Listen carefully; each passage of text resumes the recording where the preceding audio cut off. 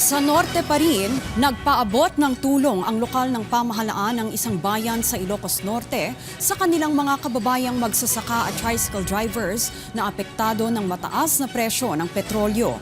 Umaasa naman ang mga benepisyaryo na masusundan pa ang bawas presyo ng krudo. Si Rani Dorilag ng Radyo Pilipinas Lawag sa sentro ng balita. Bukod sa tulong ng national government, umaalalay na rin ang lokal na pamahalaan ng Sarat, Ilocos Norte sa mga magsasaka at tricycle drivers. Ito ay dahil pa rin sa mataas na presyo ng mga produktong petrolyo dulot ng tensyon sa Middle East. Ang magsasakang si Ate Deli na laking pasasalamat sa LGU nila matapos makatanggap ng 1,500 pesos.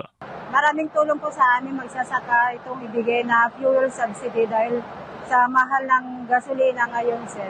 Si Kuya Reynante, bagamat nakakuha ng 1,000 piso na fuel subsidy mula sa LGU Sarat, umaasa na masusundan pa ang rollback sa mga produktong petrolyo para makatipid sa gastusin. Medyo mabigat pa rin po kasi kung pwede lang balik sa dati na 59 gano'n para medyo makuhan kami mga driver at saka magsasaka para makamenos kami.